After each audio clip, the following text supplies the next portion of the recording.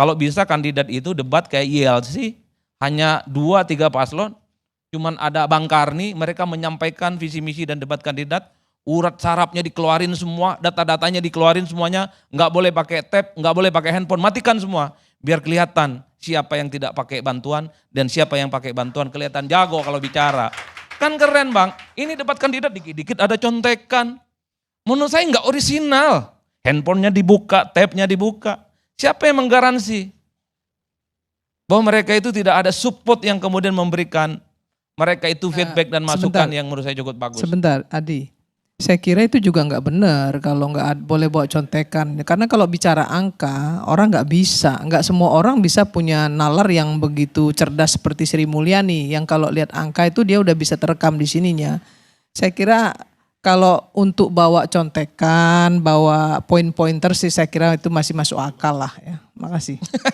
Nah, dia sendiri aja masih pakai contekan, gimana ceritanya? Baik. Tapi contekannya orisinal. Ini muncul di ruangan ini terkait dengan apa yang harus kita sampaikan. Kalau contekan kayak gitu boleh. Nah, karena ini sudah dipotong oleh Kak Irma, saya harus masuk poin yang kedua. Ini terkait dengan pilkada. Jadi terkait dengan pilkada, suka tidak suka, pilkada serentak nasional di 2024, ini kalau kita hitung di atas kertas secara seksama, memang ini adalah kemenangan bagi Prabowo Subianto dan Gerindra.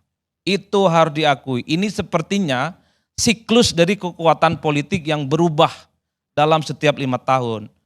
Dalam Pilpres kita akui Prabowo sebagai partai ataupun sebagai presiden yang terpilih. Di pilkada kalau kita hitung rata-rata, terutama di provinsi-provinsi besar, itu adalah kemenangan Prabowo dan Gerindra, bukan yang lain. Di Jawa Tengah tak ada yang bisa mengklaim itu kemenangan siapa, selain kemenangan Gerindra dan Prabowo. Apapun, Lutfi itu adalah kader Gerindra. Nggak bisa ada yang bisa mengklaim Lutfi itu orangnya siapa hari ini. Itu penting. Di Jawa Barat itu Deddy Mulyadi, provinsi besar dengan jumlah penduduk hampir 40 juta. Di Banten Andra Soni, jelas fix dan clear. Di Jawa Timur, Hovifah juga sering disebut sebagai orangnya Prabowo.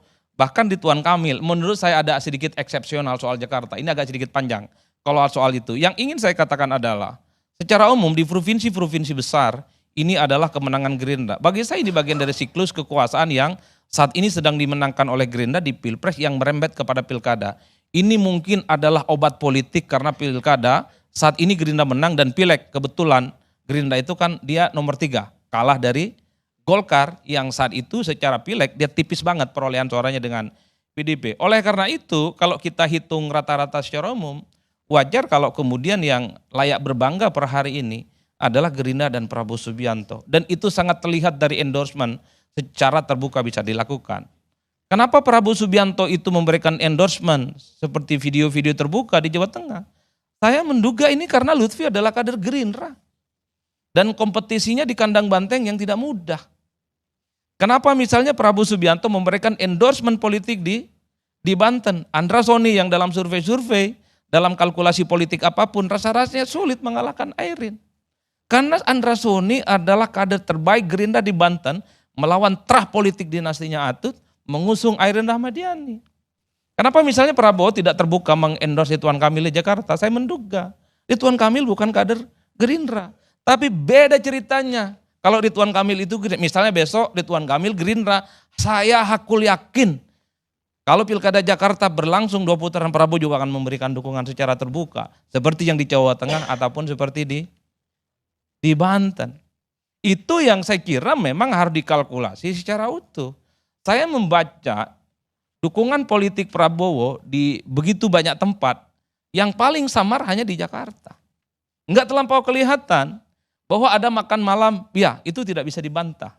Bahwa ada surat edaran yang diupload oleh salah satu artis kawakan misalnya. Iya, tapi kan sehari 2 hari itu di take down. Seakan-akan surat edaran yang nggak terlampau serius. Beda ceritanya ketika Prabowo itu memberikan dukungan politiknya kepada Andra Soni ataupun kepada Lutfi. Terbuka dan itu ajakan untuk memilih.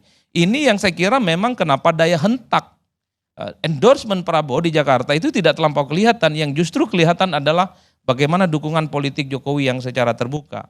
Oleh karena itu tinggal kita cek nanti ini apakah pilkada serentak itu, maksud saya pilkada Jakarta berlangsung 1 ataupun 2 putaran, Per hari ini kalau kita membaca quick count, satu-satunya kesimpulan yang bisa disampaikan adalah kubu nomor 3, Pramono dan Sidul itu mengungguli 2 paslon yang lain dengan angka kisiran 50 sekian.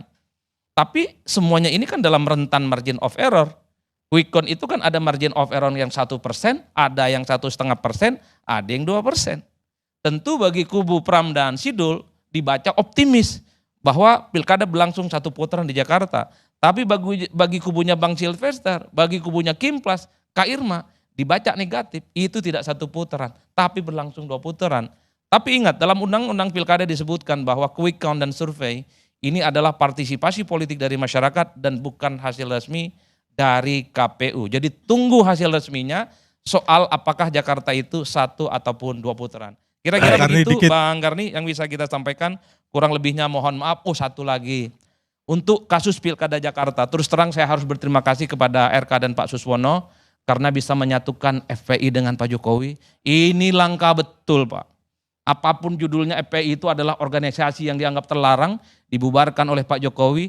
Tapi dalam Pilkada kali ini, dua belah pihak ini bisa berenang dalam satu kolam bersama. Begitupun sebaliknya Bang, kita harus berterima kasih kepada Pak Pramono dan Sidul bisa menyatukan Ahoker dan anak Abah. Bang Ges, saya membayangkan cukup akrab dengan kawan-kawan dan elit-elit PDIP yang sepanjang 5 tahun lamanya saling kelahi, saling ribut, saling menegasi. Tapi inilah politik kita. Satu sisi memang buat ribut, tapi politik jugalah yang kemudian membuat kita saling berangkulan satu sama yang lainnya. Terima kasih. Billahi taufik wal hidayah. Wassalamualaikum warahmatullahi wabarakatuh.